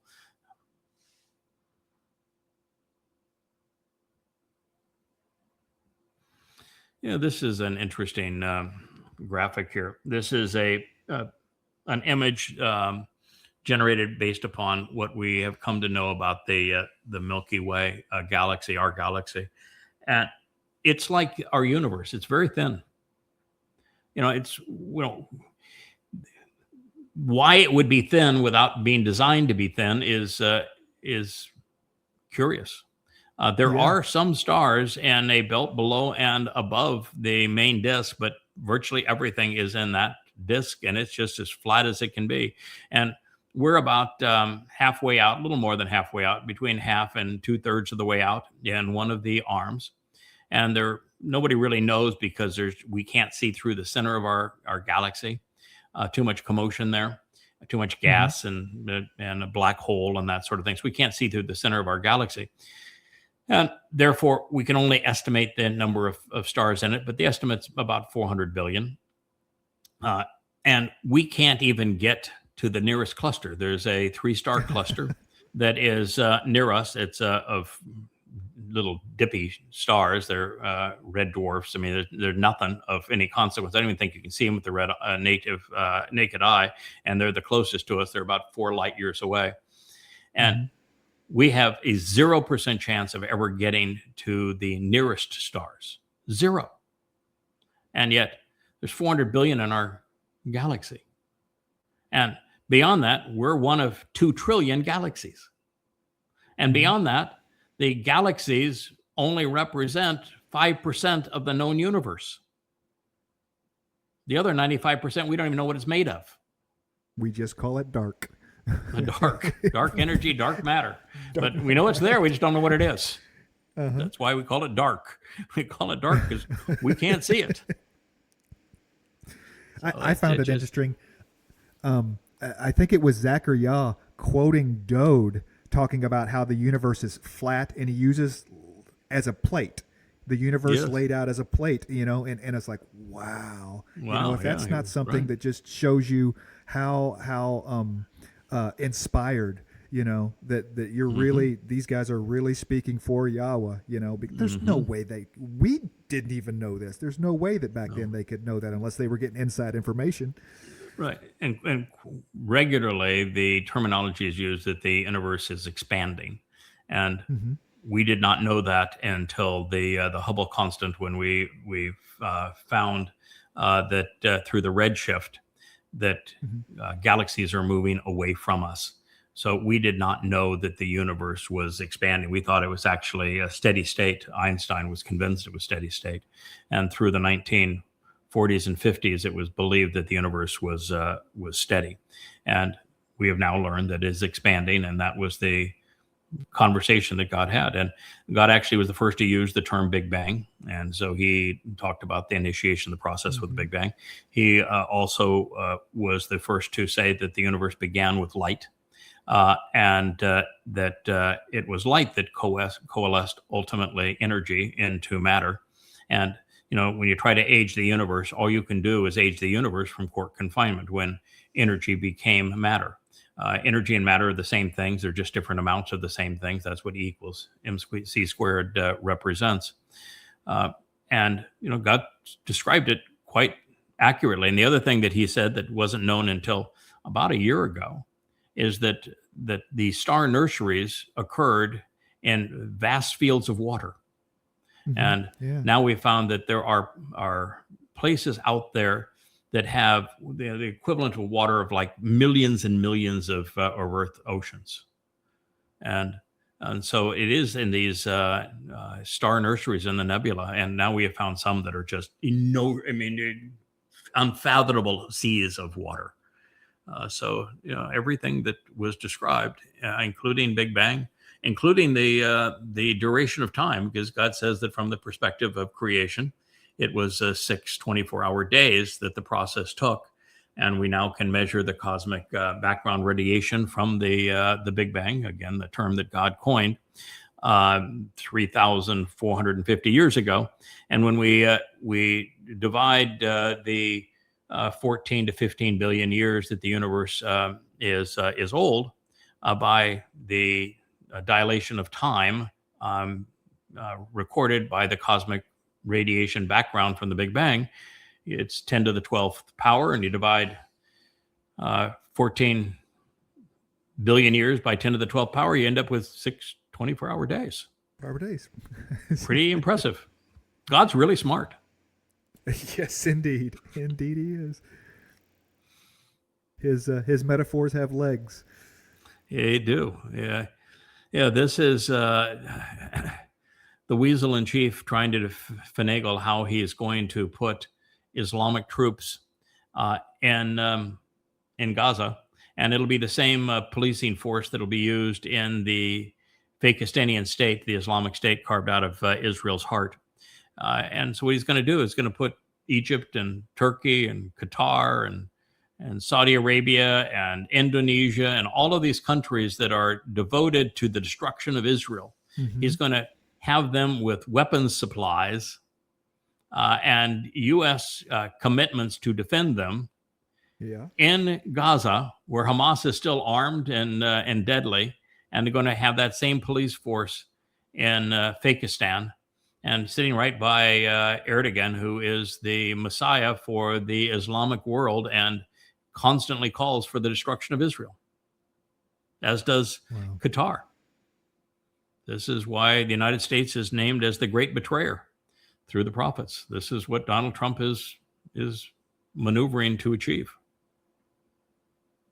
Just a powder keg. I mean, having a flagged military Turkish, any one of these countries in Gaza, all they have to do is take fire once accidentally from Israel, be in the wrong place at the wrong time, and it's an act of war. I mean, it is just absolute powder keg. Yeah, one of the things that's interesting when you are really diligent on translating YAHOWAH 17 is that the catalyst for the state of terror that is carved out of Israel is Israel's bombing of Damascus. Yeah. So just as we saw Israel bomb Tehran, and we saw Israel bomb Beirut, and we saw Israel bomb Gaza, the Islamic State that controls, Jolani's Islamic State that controls Syria, has a principal goal, and that is to develop enough weaponry to play the lead jihadi role in Alaska Flood 2.0. And they're already marching in the streets, claiming that they're going to go kill Jews. And so Israel is going to do what Israel does in these circumstances, which is a preemptive strike, according to YAHOWAH 17. And it's that preemptive strike that ultimately leads to the dissolution of Israel. So, and we have Trump telling Israel, "Don't you dare bomb or attack Syria."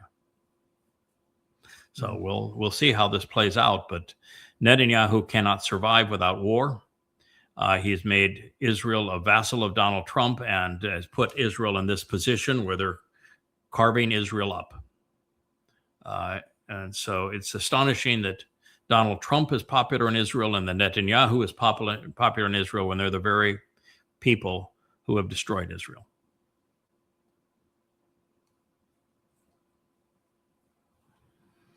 Oh, Nick Fuentes.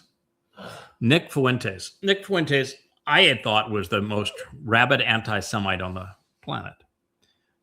He's a white supremacist. He's a Trump buddy. He's had dinner with Trump at Mar-a-Lago after spouting all sorts of hateful white supremacist rhetoric. But he is a huge anti-Semite. Now, Nick Fuentes is he's the KKK reincarnated. And even he is saying that Tucker Carlson is way over the top on his anti-Semitism. He's mocking Candace Owens and Tucker Carlson on their anti-Semitic rhetoric, and he is like a KKK grand wizard. He's also the poster child. Yeah, he's also a groper and incel. The very rhetoric that Tyler Robinson repeated, and he hated Charlie Kirk because Charlie Kirk was so much more popular and made so much more money than Nick Fuentes did. It is Fuentes that went after Charlie Kirk and created the gropers and got the gamers and the incels to side with him, of which Tyler Robinson was all wrapped up in that sort of thing. And now he is saying here that who can blame these Muslims for killing Jews because Jews are perpetrating genocide on Gazans. So he's justifying it. Jews are not perpetrating just genocide on Gazans. There's more Gazans now than there were before the Jews actually entered Gaza. Well, I'm not supportive of Jews destroying Gaza because I think it was counterproductive for them. I think they were played, as I described earlier. There definitely is no genocide here.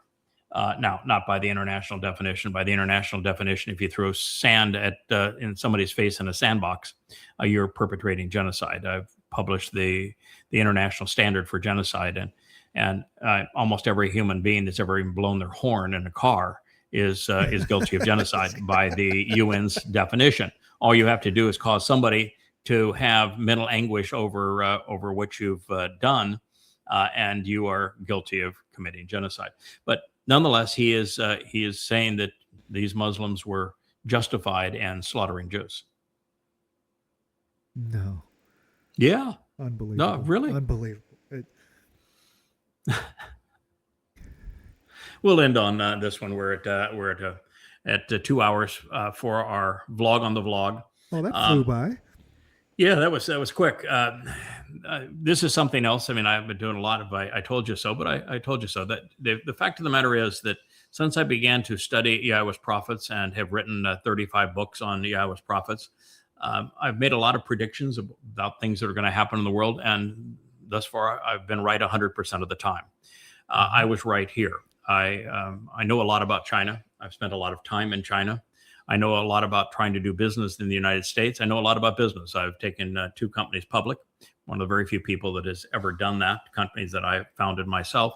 I was one of the first companies that opened a factory in a free enterprise zone inside of China. Wow. I was actually one of the first people, in fact, the first group of non-politicos after Nixon opened up China. I went in with Tenzing Norgay, who was the Sherpa that led Hillary up Everest, and it was only 12 of us, and we were regaled by everybody that was anybody in China during our entire tour.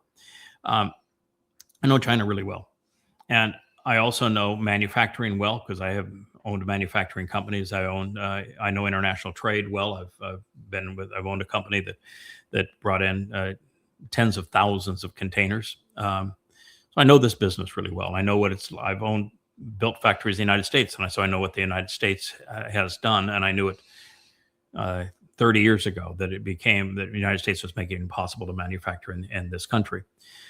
So when I looked at all of those factors, I realized that the United States had a 0% chance of prevailing with Trump's tariffs. The Trump's tariffs were going to cost Americans a great deal and even their economy, and that there was a 0% chance that China was going to lose a trade war with the United States, and that China would be is like Russia, would actually grow stronger by having American sanctions and by being attacked by the United States. And that's exactly what's happened with China and Russia. They have created mechanisms around the US dollar. They're doing their business now in gold-backed currencies. They're not using fiat money. They have replaced SWIFT. They have replaced the dollar as a reserve currency. They're no longer buying treasury bills, which is another thing that I predicted.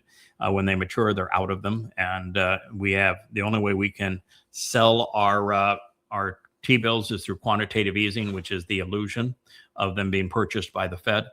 The Fed issues them. The Fed purchases them with money the Fed does not have. So it is it's a whole scam, and that because China has become the industrial engine of the world, and they are by far and away now. The United States is a hospitality and service economy.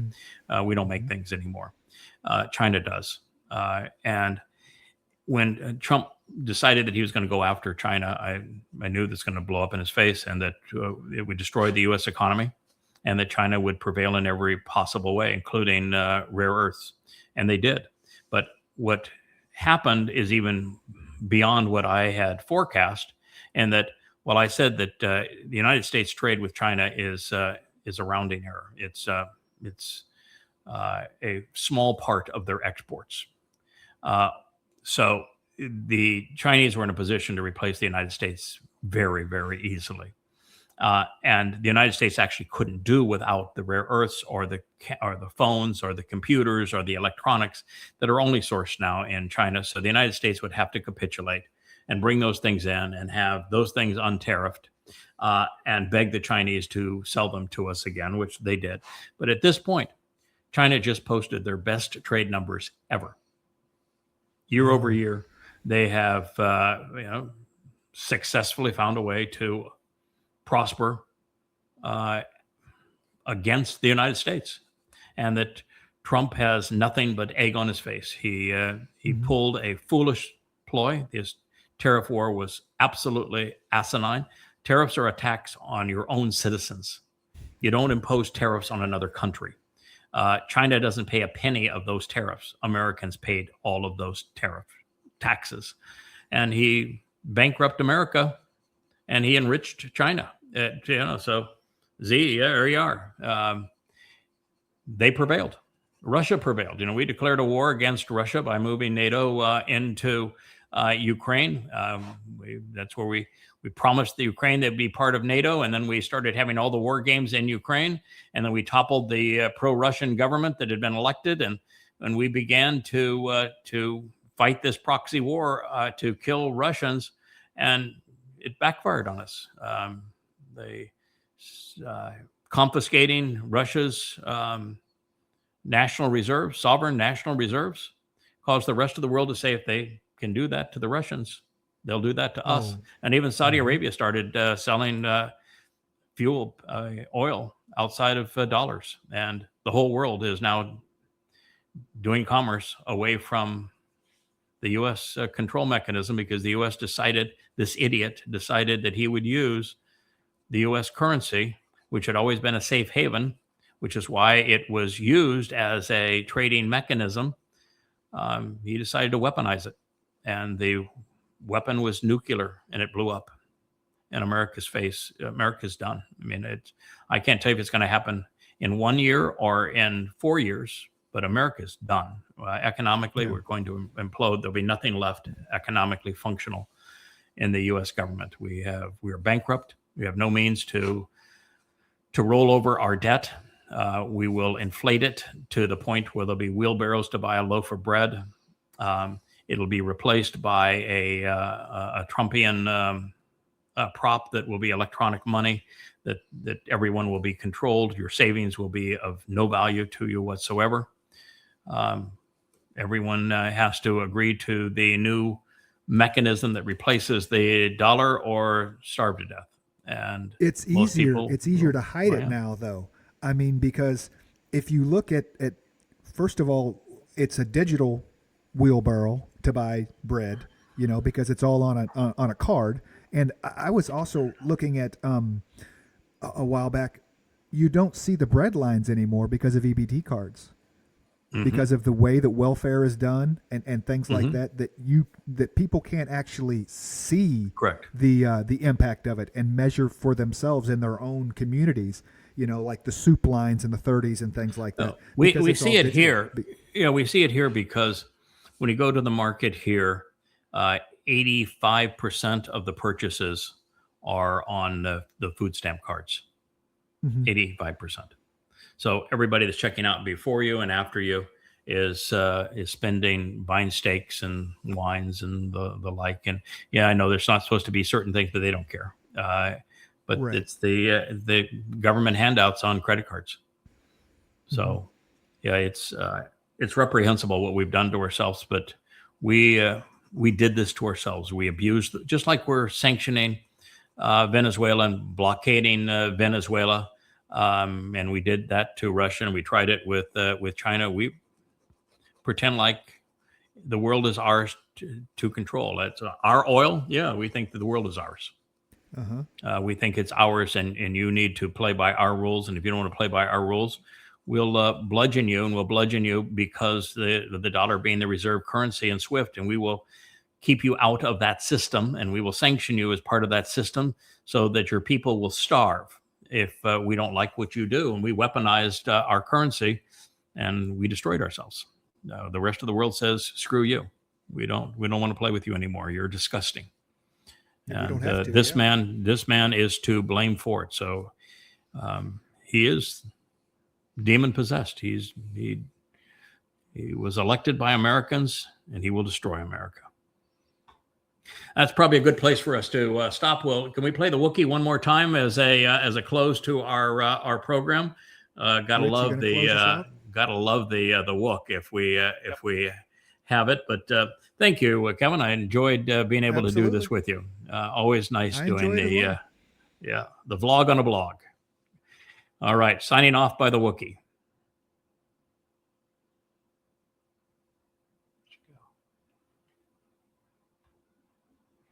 Well, All right, we're out. we're out. Hey kid, you got it right. This is Yada's vlog on a blog. Catch it with us now.